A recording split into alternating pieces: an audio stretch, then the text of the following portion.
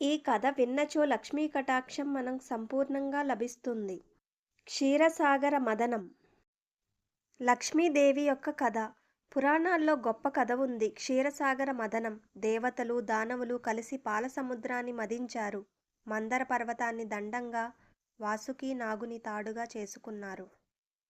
దానవులు తోక పట్టారు, దేవతలు తలపట్టారు. విష్ణువు కూర్మావతారంలో పర్వతాన్ని భరించాడు. మథనం మొదలైంది.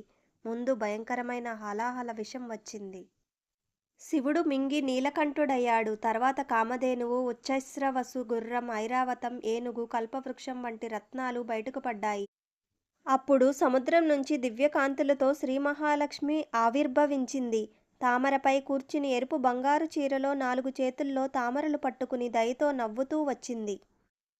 ఆమె బంగారు నాణేల వర్షం కురిపించింది. గజాల జలం చిమ్మాయి. ప్రేమతో విష్ణువుని చూసి పుష్పమాల వేసి ఆయనను భర్తగా వరించింది. ఈ కథ మనకు ఒకటే చెబుతుంది, కష్టాల మధ్యే సంపదలు దొరుకుతాయి అని. లక్ష్మీదేవి యొక్క ఆశీస్సులు మనందరికీ కలగాలని ఓం శ్రీ మాత్రే నమః, శ్రీమన్నారాయణాయ నమః. ఈ కథ విన్నచో ఖచ్చితంగా మనకి లక్ష్మీ కటాక్షం అనేది సిద్ధిస్తుంది.